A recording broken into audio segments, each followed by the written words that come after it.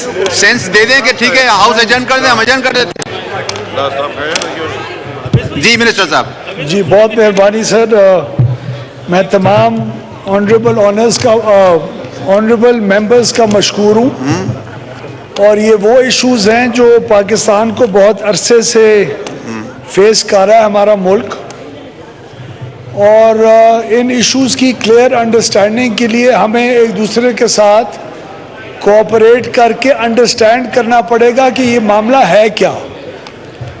हमारे इस पूरे डिस्ट्रीब्यूशन सिस्टम के निज़ाम के अंदर जो सियासी और एडमिनिस्ट्रेटिव इनएफिशिएंसीज की वजह से बीमार हो चुका हुआ है, मुसलसल दिहाइयों के अंदर पाकिस्तान के मुख्तलिफ शोबों की तरह इस शोबे में सबसे ज़्यादा इनएफिशिएंसी आई है। हमारा एक्सीएन, हमारा एसडीओ, हमारा लाइनमैन, हमारा meter reader, SC, chief engineer, PDs, CEOs, हमारे बोर्ड के मेंबर्स, इन सब ने माशाल्लाह पिछली कई दिहाइयों में पूरा अपना हिस्सा डाला है इसके पूरे निज़ाम को ख़राब करने के लिए। हमारे मुल्क में ऐसे हिस्से मौजूद हैं जहां बड़े लोग इस बात के ऊपर फख्र महसूस करते हैं कि किसी मीटर रीडर की क्या हिम्मत है मुझे आके बिल पेश करे। हमारे एक्सीएंस और एससीज और एसडीओज और लाइनमैन आम दुकानदार से लेके जमींदार से लेके हर कारोबारी आदमी को सिखाते हैं कि बिजली किस तरह चोरी की जाती है, और ये तमाम चीज़ों की बीमारी सबसे पहले मैं इसको कन्फेस करूंगा कि हमारे अपने कंपनियों और इदारों के अंदर है, और फिर उसके साथ साथ हमारे मुल्क के बहुत ऐसे हिस्से हैं, चाहे वो पंजाब में हो, चाहे वो खैबर पख्तूनख्वा में हो, सिंध में हो या बलूचिस्तान में हो, जहां बिजली के बिल नहीं दिए जाते, जहां न सिर्फ कुंडे लगते हैं बल्कि ट्रांसफॉर्मर्स रखे जाते हैं। इस वक्त 12,000 ट्यूबवेल एग्रीकल्चर का जो बलूचिस्तान में है, उसके अलावा 28,000 ट्रांसफॉर्मर इलीगल रखा हुआ है।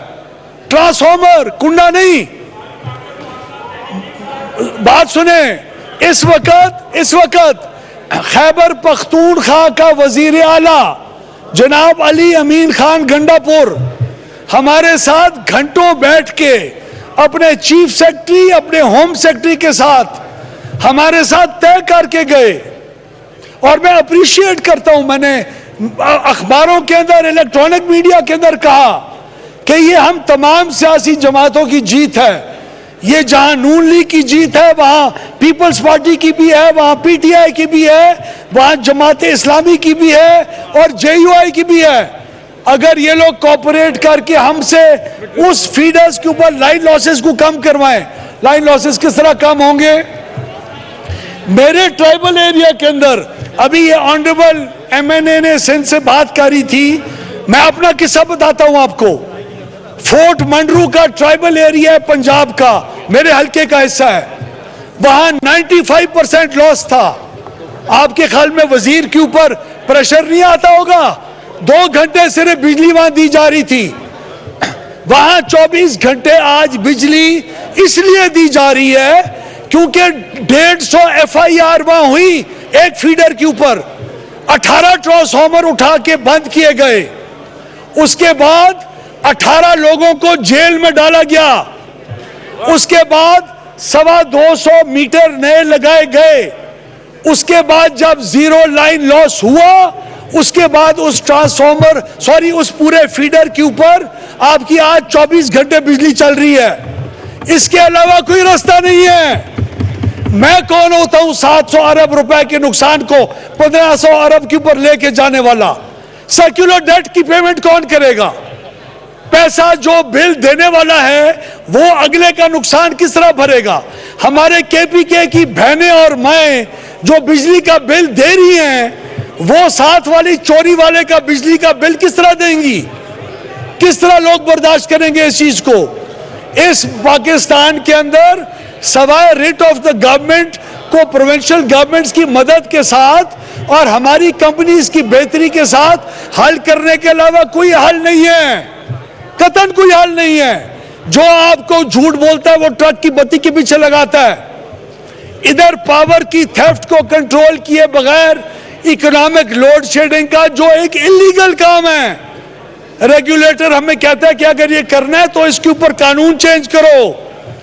आज पाकिस्तान का ये हाल हो गया कि उसके पॉलिसी मेकर्स और उसके मिनिस्टर्स ओपनली प्रेस कॉन्फ्रेंस में कह रहे हैं कि हम इकोनॉमिक लोड शेडिंग कर रहे हैं, हालांकि वो लोड शेडिंग हुकूमत के कवानीन के खिलाफ है।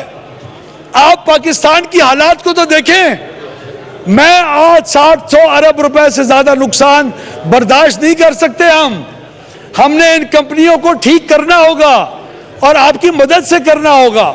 मैं आज 3 MNAs इधर आए, मैंने सबसे गुजारिश की कि आप अपने फीडर का नाम बताएं, आप जाएं, मेरा स्टाफ आपके साथ जाता है, आप उधर बिजली चोरी कम करवाएं, अपनी पुलिस ले जाएं, प्रोविंशियल गवर्नमेंट्स को कहें हम हमारी हेल्प करें, 24 घंटे हम आपको बिजली खोल देते हैं। It's as simple as.